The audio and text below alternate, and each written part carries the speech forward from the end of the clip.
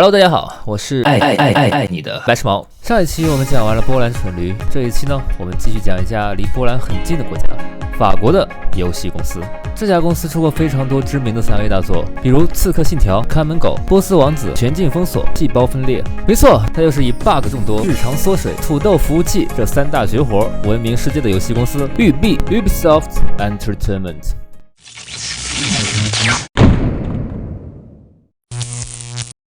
当然了，这家公司的历史太过久远，游戏众多，单独拿一个出来都能讲很久，所以这一系列的视频会有很多期。而第一期呢，我们就先讲以彩虹6号围攻这一款直播很火，但最近又因腾讯代理送审而暂时被禁播的游戏为代表的彩虹6号系列。说起彩虹6号，大多数玩家脑子里肯定想到的是彩虹6号围攻。这个游戏可以说是 FPS 游戏玩法的一次革新。游戏的主题为反恐行动，5名玩家在大楼里防守，5名玩家从外面进攻。这么一说，好像就是 CS 反恐精英，顶多再加一些技能，那就是守望先锋。但在彩虹6号围攻里加入了极具创意和技术力的墙壁破坏系统，这使得整个游戏的战术和玩法产生了革命性的改变，极富可玩性。变成了一个拆迁游戏呢。过年了，送你一副对联儿，给您拜年了。由于可以进行墙壁破坏，你可以用子弹在墙上开一个小孔，观察对面的情况。你可以沿着吊索从屋顶滑下，破窗而入。你也可以直接隔墙射击打穿对面。总之，在这个游戏里，没有角落是安全的。以往的 FPS 只需要守着门窗就可以，而在彩虹6号围攻里，任何一面墙都可以被爆破，然后你就会被冲进来的敌人乱枪打死。围绕着墙壁破坏的进攻和防守战术千变万化。再加上每一位干员都拥有个人技能和特色，所以整个游戏的深度非常大，门槛很高。这也是为什么大家常说30级以前乖乖玩人机，60级以前乖乖学会各种死法，80级以前乖乖记地图，到了100级开始游戏吧。我相信很大一部分玩家都以为彩虹6号是一个新出的单独的 FPS 游戏，但其实彩虹6号是一个系列游戏，而且是比刺客信条系列还要多，是育碧旗下系列最多的系列游戏。大家在玩彩虹6号的时候，仔细观察它的海报，就会发现 Rainbow Six 这几个大字的上方有一行很小的字母 Tom Clancy。没错，这才是这个系列的全名，以美国军事作家汤姆·克兰西作为代号名称。汤姆·克兰西1947年出生于美国国家安全局以及美国航天局 NASA 所在地马里兰州，但家中并没有军人。他的父亲是邮局职员，母亲呢任职于百货公司。1965年，18岁的汤姆·克兰西进入大学，当时正值美苏冷战时期。他的主修科目是历史，但却十分想从军，进入陆军预备役军官训练营。但很可惜的是，他别梁上厚厚的眼镜，把他的军人梦想阻断在了体检那一步，这也成为了他青年时期最为遗憾的事情。之后到了大学毕业，他找到一份当地的房地产股票保险公司工作，开始了社畜的日常生活。后来一直到1982年，他一直都在保险行业摸爬滚打。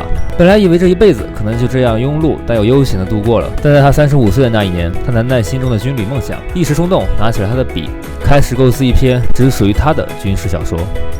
既然现实中无法进入军队，那就让自己在笔下的幻想里驰骋沙场吧。这第一部小说他写了接近30万字，一写就是2年。他给小说起名为《猎杀红色十月号》，故事讲述了美苏冷战时期，一艘名叫红色十月的苏联核潜艇无视苏联指挥开入美国海域，苏联美国都派兵拦截的阴谋故事。1984年，汤姆·克兰西怀揣着小说原稿来到了海军学院出版社，但是他当时没有任何写作经验，只是一个小说界的萌新而已，还已经35岁了。他真的能写出好故事吗？显而易见，海军学院出版社并没有想出版的意思。毕竟对于这样一个毛头小子来说，他能出什么畅销作品？但当时时任编辑的 Deborah Grosswaner 在看完汤姆·克兰西的原稿之后惊为天人，他觉得汤姆·克兰西有着天生的讲故事的能力，他笔下的角色十分生动，仿佛就在看一场身临其境的电影。在他的竭力说服软磨硬泡下，最终出版社还是相信了这位35岁的新人作家，以$5000的稿费价格出版了《猎杀红色十月号》。2年的精心付出赚到了$5000，还是在34年前。这些稿费已经令汤姆·克兰西非常开心了，毕竟很多作家都难以出头，作品也无人问津。在那个年代，一个新人作家出的实体书能卖到5000本，就已经怕是睡觉都会笑醒了。但当后来编辑告诉他书的最终销量时，汤姆发现这$5000的稿费太赚了，赚到自己想哭。这位萌新作家的第一部书销量达到了45000本，连当时时任美国总理的里根也对这本书赞不绝口，称之为一个在技术上近乎完美的故事。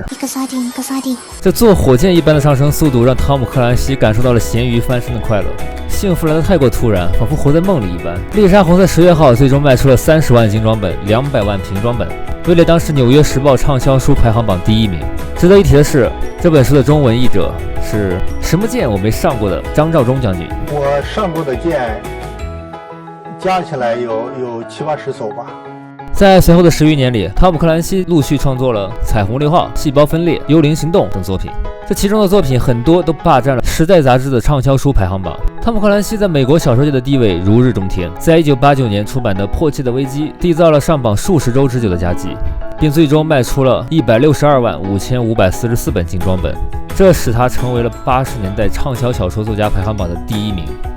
在很多大家熟悉的军事或者谍战小说里，最不缺的就是灯红酒绿的情节描述，但汤姆·克兰西的书中却从来没有这种东西。他的每一部小说都与当前的政治形势密切相关，他从不在书中穿插色情场面。我的书里一定坚守一个原则，绝不写叫人脸红的东西。这位军事小说大师虽无实际的军旅生活经验，但却靠着其对于科技、政治以及军事的丰富涵养和详细调查的细节数据，完成了一个个栩栩如生而又紧张刺激的冒险故事。在上个世纪80年代，一家名为 Grand Slam Entertainment 的游戏厂商拿下了猎杀红色十月号的版权，制作了一个同名潜艇模拟游戏发布。可游戏的质量很一般，销量低下，平平无奇。虽然这个厂商可能只想着打个酱油捞一笔就走，但汤姆·克兰西觉得自己很亏。俗话说你行你上，于是他还真的就自己上了。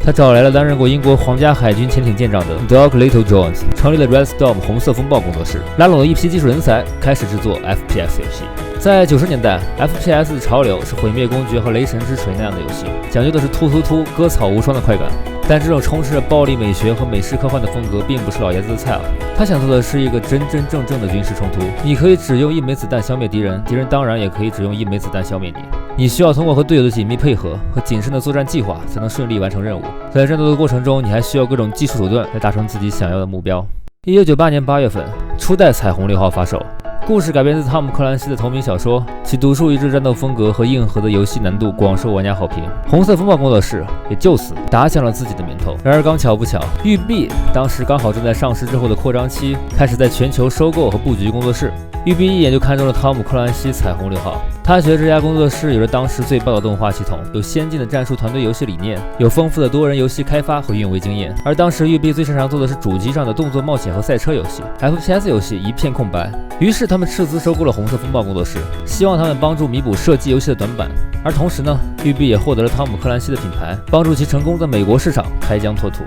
彩虹6号的成功仅局限于反恐行动的模拟，而育碧和汤姆·克兰西本人都希望能够制作一款更专业、更真实的作品，传递出小说中真正的价值。于是，在被收购之后的2001年，汤姆·克兰西系列的第2个代表作《幽灵行动》应运而生。2001年刚好是 Xbox 第1代刚推出的时候，当时没有什么人愿意在上面开发多人游戏，而育碧看中了 Xbox 拥有更好的机能，决定在上面推出汤姆·克兰西《幽灵行动》。在当时，除了微软自家的光环，育碧是唯一一家推出联机多人游戏的公司。在育碧和红色风暴的强强联合下，《幽灵行动》带着更大的格局登场，题材把反恐搬到了更高一层的国际层面上。玩家面对的就是带着高科技专业武器且训练有素、素质过硬的正规部队。由于没有键盘，主机玩家只能用语音进行实时沟通，因此育碧花费了很多时间在游戏中加入了妥帖的语音系统，再加上 Red Storm 在网络延迟和服务器管理方面的成熟经验，游戏的联网体验非常优秀。幽灵行动与光环就一起长期霸占了 Xbox 排行榜，在美国市场一炮打响。紧随其后的2002年，汤姆·克兰西和育碧又制作了《细胞分裂》，改变了前作的强突 FPS 模式，变成了潜入暗杀式的 FPS 设计。尽管有小岛秀夫的合金装备珠玉在前，但汤姆·克兰西自成一派的潜入玩法和各种各样的特工装备，让本作叫好又叫座，当年的销量就达到了300万份。汤姆·克兰西成就了育碧的好几个大 IP， 帮助育碧制作了无数年货，光彩虹6号系列就有整整14个作品。2008年，育碧从汤姆·克兰西手中获得了永久冠名权。2013年，汤姆·克兰西老爷子于世长辞。他的一生可以说相当传奇，他改变了美国小说界，改变了育碧，改变了 FPS 游戏，改变了世界，或多或少。他的精神从小说出发，延伸出了无数的作品，横跨小说、电影和游戏3大文化领域。哀悼之余，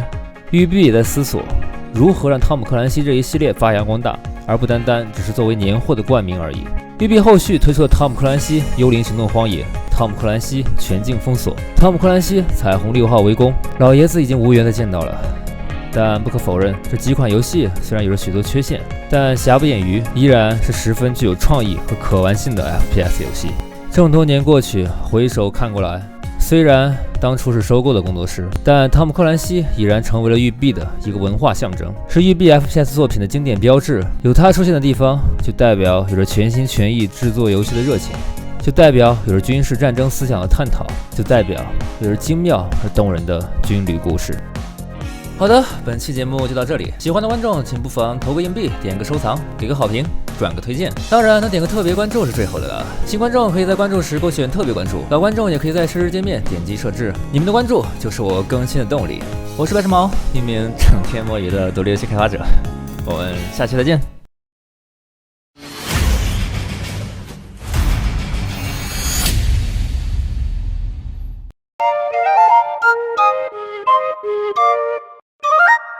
极点工作室，每一个极致的创意都值得被点亮。